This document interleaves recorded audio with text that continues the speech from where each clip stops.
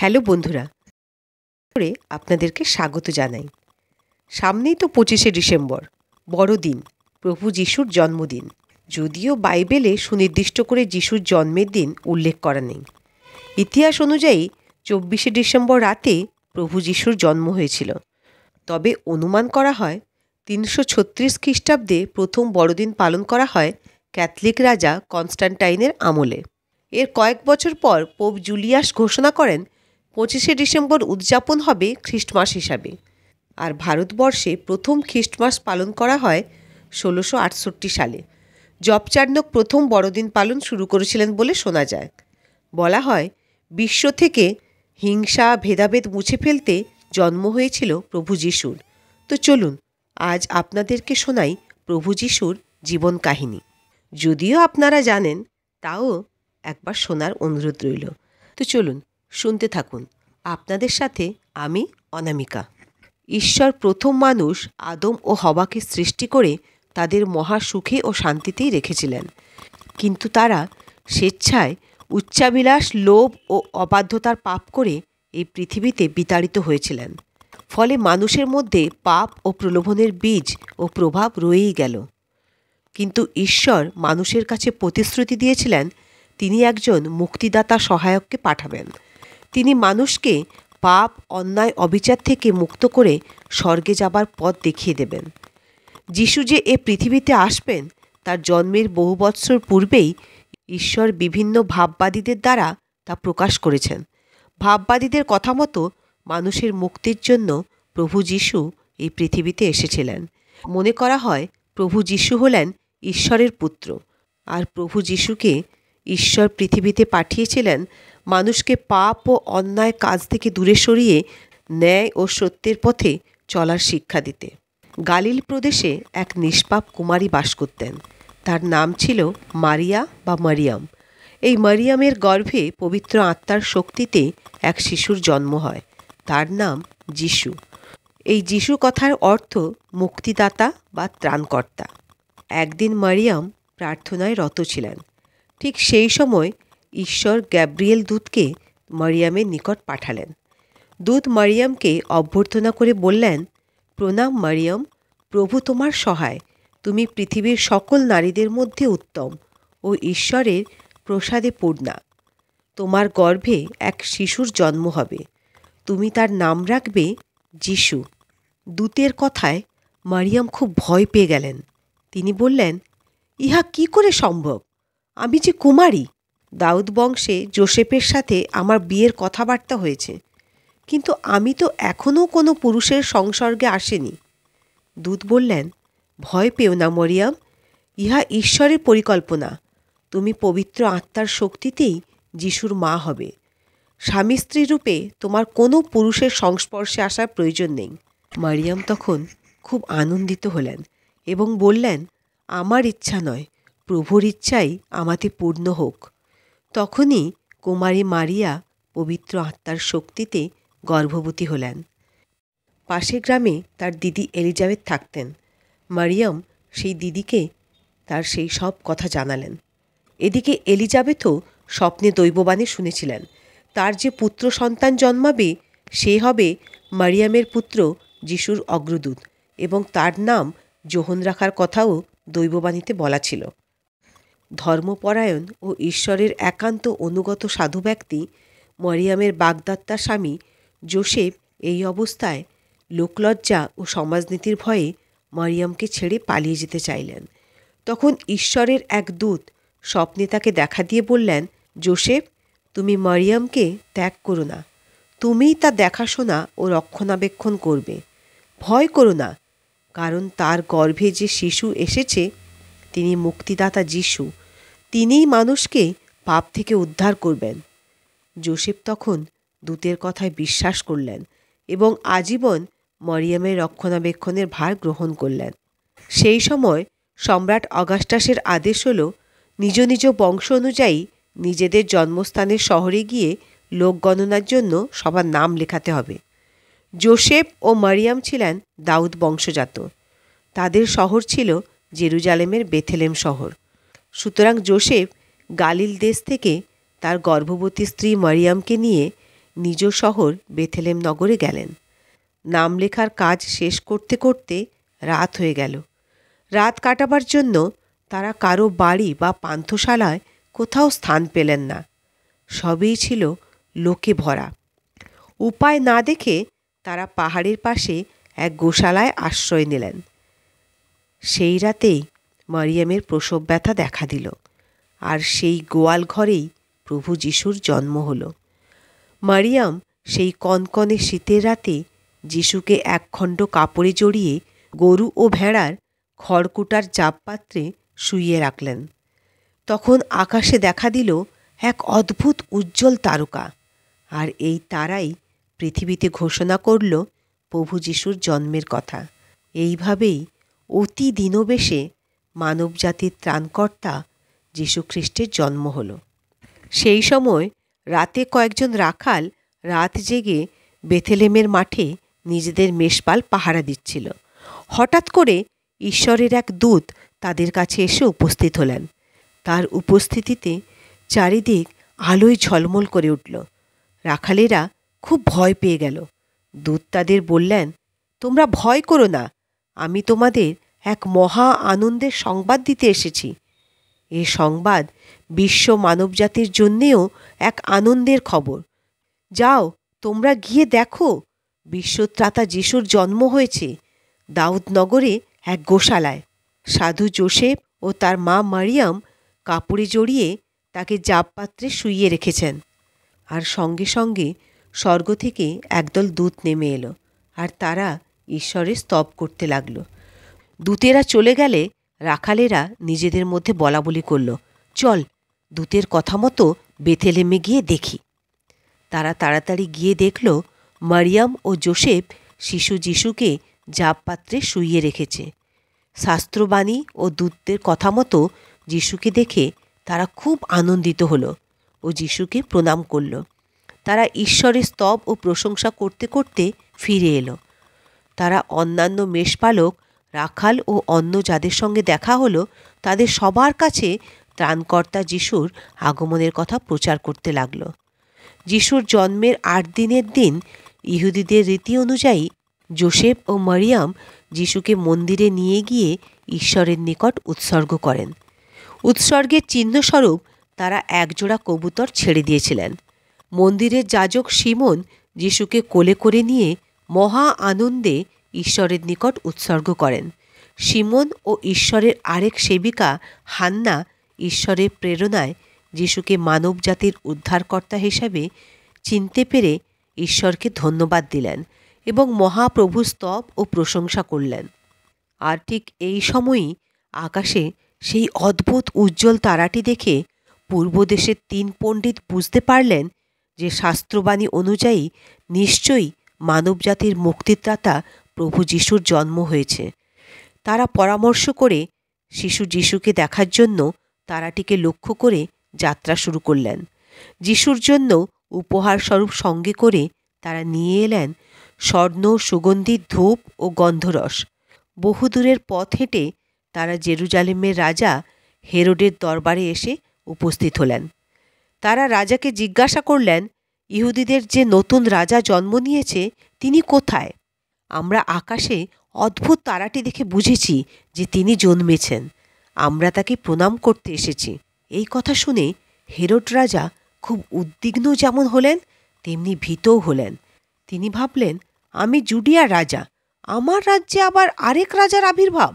তারপর তিনি তার মন্ত্রিসভার পণ্ডিতদের ডেকে জিজ্ঞাসা করলেন, তোমরা জানো কোথায় সেই ত্রাণকর্তা যিশুর জন্ম হবার কথা?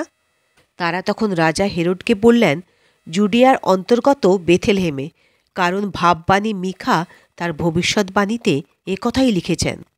রাজা হেরোড তখন 3 পণ্ডিতকে বেথেলহেমে পাঠিয়ে দিয়ে যিশুকে মারার জন্য এক ষড়যন্ত্র আঁটতে লাগলেন। পণ্ডিতেরা আকাশে তারাটি অনুসরণ করে বেথেলহেমে এলেন। তারাটি সেই গোশালার ওপর আকাশে থেকে রইল। পণ্ডিতেরা গোশালায় ঢুকে যোসেফ ও মারিয়ার সঙ্গে যিশুকে দেখতে পেলেন। তারা যাকে দেখার জন্য এত আশা নিয়ে এসেছিলেন তাকে তারা দেখতে পেয়ে অত্যন্ত খুশি হলেন। তখন তারা যিশুর সামনে হাঁটু গেড়ে তাকে প্রণাম ও ভক্তি জানালেন। তারপর সঙ্গে আনা সেই স্বর্ণ, ধূনা ও সুগন্ধরস যিশুকে উপহার দিলেন। আর স্বপ্নে ঈশ্বর তাদের হেরোদ রাজার কাছে যেতে মানা করলেন। তাই তারা অন্য পথ ধরে নিজ নিজ দেশে ফিরে এলেন। আর এদিকে 3 পণ্ডিত ফিরে না যাওয়ায় রাজা হেরোদ যিশুর কোনো খবরই পেলেন না। তিনি অত্যন্ত রেগে গেলেন। যিশুর সন্ধান না পেয়ে বেথলেমের সীমানায় 2 বৎসরের সকল শিশুকে হত্যা করতে আদেশ দিলেন। তার ধারণা ছিল এই শিশুদের সঙ্গে যিশুও নিহত হবে। কিন্তু তার হলো না।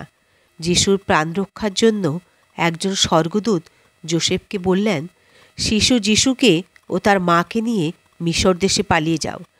আবার না বলা পর্যন্ত সেখানেই থাকবে, কারণ রাজা হেরোদ শিশুটিকে হত্যা করার জন্য খোঁজ করছে। ইহাই তোমার প্রতি ঈশ্বরের নির্দেশ।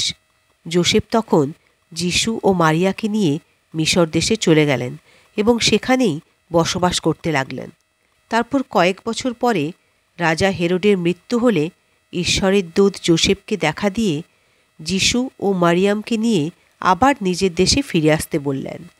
দূতের কথা মতো তারা গালিল প্রদেশের নাজারেত নামক নগরে এসে বসবাস করতে লাগলেন। এখানেই যিশুর বাল্যকাল কেটেছিল এবং যৌবনকাল পর্যন্ত এখানেই বেড়ে উঠেছিলেন বলে তাকে নাজারেথীয় যিশুও বলা হতো। মুক্তিদাতা যিশুর পালিয়ে যাওয়া ও ফিরে আসার কথাও তার জন্মের পূর্বেই প্রবক্তারা বলে গিয়েছিলেন। প্রবক্তাদের কথা মতো সব কিছুই যিশুর জীবনে যথাসময়ে একটার পর একটা ঘটে চলেছিল। তখনকার দিনে ইহুদিদের ধর্মীয় রীতি ও নির্দেশ অনুযায়ী জেরুজালেমের মন্দিরে নিস্তার পর্ব পালন করতে যেতে হতো। জেরুজালেমের 20 মাইলের মধ্যে সকল পুরুষকে এই উৎসবে যোগ দিতে হতো। এছাড়া যেসব পুরুষ সন্তানদের বয়স 12 বৎসর পূর্ণ হতো তাদেরকেও প্রাপ্তবয়স্ক বলে ধরা হতো। তাদেরকেও পিতামাতা ও আত্মীয় স্বজনদের সঙ্গে এই মহা উৎসবে যোগ দিতে হতো। তীর্থ করার মতো যিশুর পিতামাতাও প্রতি বছরই এই উৎসবে যোগ দিতেন। নাজারেথে যিশুর 12 বছর পূর্ণ হলে শাস্ত্রের নিয়ম অনুযায়ী বালক যিশুও জেরুজালেমের মন্দিরে পর্ব পালন করতে গেলেন। মহা আনন্দ এবং প্রার্থনা ও ধ্যান সাধনা ও মানতের মধ্যে দিয়ে পর্ব উৎসব সমাপ্ত হল। উৎসব শেষে যখন সকলে ঘরে ফিরছিল তখন বালক যিশু বাবা মার অজান্তে জেরুজালেমের মন্দিরে থেকে গেলেন। যিশু আত্মীয় স্বজনদের সঙ্গে আছে ভেবে যোসেফ ও মারিয়াম এত লোকের ভিড়ে যিশুর কোনো খোঁজ করলেন না। আর তারা একদিনের পথ এগিয়ে এলেন। দিন শেষে তারা আত্মীয় স্বজন ও পরিচিতদের মধ্যে খোঁজ করে কারো সঙ্গে যখন যিশুকে পেলেন না তখন তারা অত্যন্ত চিন্তিত ও উদ্বিগ্ন হয়ে পড়লেন। তখন কোনো উপায় না দেখে পরিশেষে আবার তারা জেরুজালেমে ফিরে গেলেন। আর এদিক ওদিক খোঁজাখুঁজি করে যিশুর কোনো খোঁজ না পেয়ে তারা শেষে মন্দিরে ঢুকে যিশুর দেখা পেলেন। তারা যিশুকে সেখানে বসে ধর্মগুরু শাস্ত্রীদের সঙ্গে ধর্ম ও বিভিন্ন বিষয় নিয়ে আলোচনা করতে দেখতে পেলেন। তিনি সেখানে শাস্ত্রীদের বিভিন্ন প্রশ্ন করছিলেন এবং তাদের প্রশ্নেরও উত্তর দিচ্ছিলেন। বিজ্ঞ শাস্ত্রী ও অধ্যাপকগণ যিশুর প্রশ্ন, বুদ্ধি ও উত্তর শুনে অবাক হচ্ছিলেন। যিশুর দেখা পেয়ে তার মা ও বাবা খুব খুশি হলেন। তারা যিশুকে বললেন, বাবা, এ তোমার কেমন ব্যবহার? তোমার বাবা ও আমি তোমাকে খোঁজাখুঁজি করে কত হয়রান হয়েছি। তখন যিশু তাদের বললেন, মা, তোমরা আমায় কেনই বা খুঁজছিলে? আমার স্বর্গস্থ পিতার ইচ্ছা পালন করার জন্যই যে আমাকে তার ঘরেই থাকতে হবে, তা কি তোমরা জানো না? যিশুর কথা কিন্তু তারা বুঝতে পারলেন না। তবুও তিনি পিতামাতার সঙ্গে আবার নাজারেথে ফিরে এলেন। এখানেই তিনি পিতামাতার বাধ্য হয়ে রইলেন এবং তাদের কাজকর্মে সাহায্য করতে লাগলেন এবং ঈশ্বরের জ্ঞান ও অনুগ্রহে পূর্ণ হয়ে উঠতে লাগলেন। এখানেই তার বাল্যজীবন কেটেছিল বলেই যিশুকে নাজারেথীয় যিশু বলেও ডাকা হতো। যীশুখ্রিস্টের জন্মের আগেই তার আত্মীয় ভাই যোহনের জন্ম হয়েছিল। দীক্ষাগুরু যোহন মরুপ্রান্তরে যীশুখ্রিস্টের আগমনের সংবাদ লোকেদের কাছে প্রচার করতে শুরু করেন এবং খ্রিস্ট বিশ্বাসী বহু মানুষকে খ্রিস্টের নামে জর্ডন নদীতে দীক্ষা দিতেন।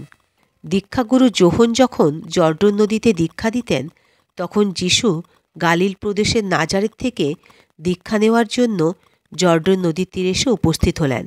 যিশুকে আসতে দেখেই যোহন লোকেদের বললেন, ওই দেখো ঈশ্বরের মেষশাবক, যিনি মানুষের সকল পাপ দূর করেন। ইনি সেই লোক যার বিষয়ে আমি তোমাদের বলেছিলাম যে আমার পরে একজন আসছেন, যিনি আমার চেয়েও মহান। তিনি যেন ইসরায়েলিদের কাছে প্রকাশিত হন, আর সেই জন্যেই আমি তোমাদের জলে দীক্ষা দিচ্ছি। যিশু যোহনের কাছে এসে দীক্ষা গ্রহণ করতে চাইলেন। যোহন কিন্তু তাকে দীক্ষা দিতে চাইলেন না। যোহন বললেন, আমারই বরং আপনার কাছে দীক্ষা গ্রহণ করা উচিত, আর আপনি কি না এসেছেন আমার কাছে? তখন যিশু যোহনকে বললেন, এবার এভাবেই হোক, কারণ ঈশ্বরের ইচ্ছা আমাদের পূর্ণ করা উচিত। তখন যোহন রাজি হলেন এবং যিশুকে জর্ডন নদীর জলে দীক্ষা দিলেন। যিশু দীক্ষা গ্রহণ করে জল থেকে উঠে আসবার সাথে সাথেই তিনি দেখলেন আকাশ খুলে গেছে, আর ঈশ্বরের আত্মা কবুতরের আকারে তার উপর নেমে আসছেন। আর তখন স্বর্গ হতে এই কথাও শোনা গেল, ইনিই আমার প্রিয় পুত্র, এর ওপর আমি খুবই সন্তুষ্ট, তোমরা ইহার কথা শোনো। দীক্ষা গ্রহণের পর প্রভু যিশু পবিত্র আত্মার শক্তিতে পরিপূর্ণ হলেন। তার প্রকাশে কাজ শুরু করার আগে তিনি আধ্যাত্মিকভাবে আরও শক্তিমান হয়ে ওঠার জন্য 40 দিন ও 40 রাত প্রার্থনা ও উপবাস করে আধ্যাত্মিক শক্তিতে শক্তিশালী হয়ে উঠলেন। ধ্যান ভঙ্গ হওয়ার পর ধর্মপ্রচারের উদ্দেশ্যে তিনি রাস্তায় বার হলেন। ধর্মপ্রচারের জন্য তিনি 12 জন শিষ্যকে সঙ্গে নিলেন। এরা হলেন পিটার, অ্যান্ড্রু, জেমস, জন, ফিলিপ, জ্যাক্স এবং আরও অনেকে। যিশু প্রতিবেশীকে ভালোবাসার কথা বলেন। তিনি বলেন, আর্ত মানুষের সেবায় জীবন উৎসর্গ করার মধ্য দিয়েই মানব জীবন সার্থকতা লাভ করে। যিশু বললেন, পরম করুণাময় ঈশ্বর মানুষকে সৃষ্টি করেছেন। তিনিই আমাদের পিতা, তিনি ক্ষমার আধার। পীড়িত ক্লিষ্ট মানুষের সেবা প্রকারান্তরে প্রেমময় দেবতারই আরাধনা। পৃথিবীতেই রয়েছে প্রেমের স্বর্গ। অনন্ত উজ্জ্বল আলোয় তার দিগন্ত উদ্ভাসিত। তার দীপ্তিতে সমস্ত পাপ অবসিত হয়ে যায়। শিশুর সারল্য ও তার নিষ্কলঙ্ক শুভ্রতা মানুষের অন্তরের ঐশ্বর্য। দুঃখী ও রোগজর্জর যন্ত্রণাকাতর মানুষের জন্য যিশু স্বর্গের ঠিকানা নিয়ে এলেন। তিনি বললেন, যারা ধনী এবং গর্বিত তারা কখনোই স্বর্গে যেতে পারবে না। তার শিষ্য ও ভক্তের সংখ্যা দিন দিন বেড়েই চলল।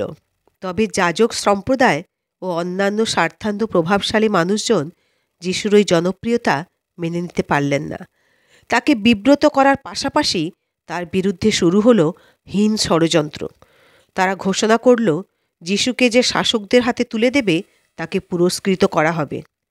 যিশুকে বন্দি করার জন্য ফরাসি ও ইহুদি পুরোহিতরা উঠে পড়ে লাগল। অবশেষে যিশুরই এক বিশ্বাসঘাতক শিষ্য জুডাস তাকে ধরিয়ে দিল। এই কাজ সে করল সামান্য কয়েকটি মুদ্রার বিনিময়ে। নিজেকে ঈশ্বরের পুত্র বলে প্রচার করে যিশু ঈশ্বরের অবমাননা করেছেন। এই অপরাধে তাকে ক্রুশবিদ্ধ করে মৃত্যুদণ্ডের আদেশ দেওয়া হলো। যিশু হাসি মুখে তা মেনে নিলেন। জেরুজালেমের এক প্রান্তে কালভারিতে তার বদ্ধভূমি নির্দিষ্ট করা হলো। কালভারির সুদীর্ঘ পথ যিশু বিশাল ক্রুশ বহন করে নিয়ে গেলেন। অসংখ্য মানুষ তাকে অনুসরণ করে চলতে লাগলেন। প্রত্যেকের চোখে জল, কিন্তু সৈন্যদের ভয়ে কারোর মুখে কোনো কথা নেই। ক্রুশবিদ্ধ করার আগে যীশুখ্রিস্টের শরীর থেকে তার কাপড় খুলে নিয়ে তাকে চাবুকের আঘাত করা হয় এবং পিত্ত মেশানো আঙুর রস খেতে দেওয়া হয়, এবং আরও 2 জন দণ্ডপ্রাপ্ত দস্যুর মাঝে তাকে ক্রুশে দেওয়া হয় এবং তার ক্রুশের ওপর বিদ্রূপ করে লিখে দেওয়া হয় INRI, যার অনুবাদ করলে অর্থ দাঁড়ায়, এই ব্যক্তি যিশু, ইহুদিদের রাজা। কটিবাস মাত্র রেখে যিশুর সমস্ত পোশাক খুলে নেওয়া হলো। তাকে ক্রুশে বেঁধে 2 হাতের তালুতে, পায়ের পাতায় এবং কোমরে বড় বড় পেরেক পুঁতে দেওয়া হলো। তার মাথায় পরিয়ে দেওয়া হলো কাঁটার মুকুট। যিশুকে ক্রুশে দেবার পর সৈন্যরা তার জামা কাপড় লটারি করে নিজেদের মধ্যে ভাগাভাগি করে নেয়। শুধু এইটুকুতেই তারা শান্ত হয়নি। ক্রুশে দেবার পর একজন সৈন্য তার দেহে বর্ষা দিয়ে খুঁচিয়ে নিশ্চিন্ত হন যে তিনি মারা গেছেন কিনা। অমানসিক সেই যন্ত্রণা যিশু নির্বিকারভাবে সহ্য করলেন। পাপীদের উদ্দেশ্যে ঈশ্বরকে বললেন, পিতা, এরা জানে না এরা কি করছে, এদের ক্ষমা করো। বেলা যত বাড়তে লাগলো, যিশুকে দেখার জন্য লোকজনও ততই বাড়তে লাগলো। মাতা মেরি সংবাদ পেয়ে কাঁদতে কাঁদতে ছুটে এলেন। 3 ঘণ্টা ক্রুশবিদ্ধ থাকার পর যিশু মৃত্যুর কোলে ঢলে পড়লেন। সেদিন ছিল 30 খ্রিস্টাব্দের 7 এপ্রিল, শুক্রবার। মানুষের এক হীন চক্রান্তের উদাহরণ হিসাবে দিনটা পৃথিবীর ইতিহাসে চিহ্নিত হয়ে রইল। কালডারের উদ্যানে যিশুকে সমাধিস্থ করা হলো। প্রহরীরা সমাধিস্থান পাহারায় রইলেন। যিশুর কিছু শিষ্যও সেখানে সমবেত হলেন। হঠাৎ তারা দেখলেন সমাধিস্থান আলোয় ভরে উঠল। তক্ষুনি তারা কবরের ভিতর খুঁজে দেখল, কিন্তু সেখানে যিশু নেই। ক্রুশবিদ্ধ হওয়ার 40 দিন পর যিশু তার শিষ্যদের সঙ্গে মিলিত হলেন। ধর্মপ্রচারের ব্যাপারে তিনি তাদের উপদেশ দিলেন। এরপর যিশু তাদেরকে এলিভেট পর্বতের কাছে নিয়ে গেলেন। শিষ্যদের উদ্দেশ্যে বললেন, আমার বাণী তোমরা সমস্ত জাতিকে জানাও। ঈশ্বর ও তার পুত্রের নামে তাদের দীক্ষিত করো। যারা আমাকে বিশ্বাস করে তারা রক্ষা পাবে, আর যারা বিশ্বাসী নয় তারা মুক্তির পথ পাবে না। মনে রেখো, তোমাদের সঙ্গে আমি পৃথিবীর শেষ দিন পর্যন্ত থাকব। পুনরায় আদেশ না দেওয়া পর্যন্ত শিষ্যদের তিনি জেরুজালেমে অপেক্ষা করতে বললেন। অবশেষে 40 দিন পর যিশু ধীরে ধীরে স্বর্গের পথে এগিয়ে চললেন। দেখতে দেখতে মেঘের পরপারে মানুষের দৃষ্টির আড়ালে তিনি অদৃশ্য হলেন। বাইবেল অনুসারে যীশুখ্রিস্ট ক্রুশে বিদ্ধ থাকা অবস্থায় 7টি বাণী দেন এবং তার জীবদ্দশায় তিনি অনেক অলৌকিক কাজ করেন। যিশুর এই কষ্টভোগ এবং পরিত্রাণের জন্য ক্রুশবিদ্ধ হওয়া খ্রিস্টান ধর্মতত্ত্ব অনুযায়ী মানুষের পরিত্রাণ ও পাপ থেকে মুক্তির মাধ্যম হিসাবে বিবেচিত। যিশুর আত্মবলিদানকে শ্রদ্ধা জানিয়ে 7 এপ্রিল গোটা বিশ্বে পালিত হয় গুড ফ্রাইডে। গুড ফ্রাইডে নামে পরিচিত হলেও আসলে এটি শোক পালনের দিন। এই দিন প্রভু যিশুকে ক্রুশে ঝুলিয়ে হত্যা করা হয়েছিল। তাই অনেক জায়গায় এই দিনটি ব্ল্যাক ফ্রাইডে বা ডার্ক ফ্রাইডে নামেও পরিচিত। খ্রিস্টান ধর্মের মানুষেরা ওই দিন চার্চে গিয়ে যিশুর বাণীকে স্মরণ করেন। তো শ্রোতা বন্ধুরা, যীশু খ্রিস্টের এই জীবন কাহিনী যদি আপনাদের ভালো লেগে থাকে তাহলে অবশ্যই একটা লাইক, কমেন্টস ও শেয়ার করে দেবেন। আর আমার এই নিউ চ্যানেলটিকে সাবস্ক্রাইব করে পাশে থাকবেন ও পাশে থাকা নোটিফিকেশন বেল আইকনটা প্রেস করে দেবেন। Thanks for watching.